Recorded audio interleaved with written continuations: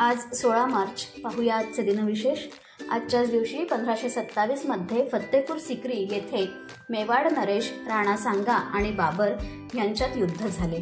दुर्दैवाने राणा सांगा यांचा ह्या युद्धात पराभव झाला, ज्यामुळे उत्तर भारतात मुघलांची सत्ता प्रस्थापित झाली।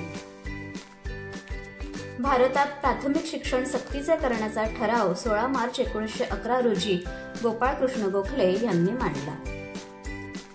16 मार्च 1937 रोजी मुंबई उच्च न्यायालयाने महाड येथील चौदार तळ्याचे पाणी पिण्याचा दलितांना हक्क असण्याचा निर्णय दिला। भारतीय हॉकीपटू धनराज पिल्लई आणि धावपटू ज्योतिर्मय सिकदर यांना 16 मार्च 2000 रोजी के बिर्ला पुरस्कार जाहीर करण्यात आला। नेल्सन मंडेला यांना 16 मार्च 2001 रोजी गांधी शांतता पुरस्कार प्रदान करण्यात आला। जर्मन गणितज्ञ व भौतिकशास्त्रज्ञ जॉर्ज ओहम यांचा 16 मार्च 1789 हा जन्मदिवस। भारताचे 7वे सरन्यायाधीश पद्मविभूषण पी.बी. गजेंद्र गडकर यांचा 16 मार्च 1901 रोजी जन्म झाला।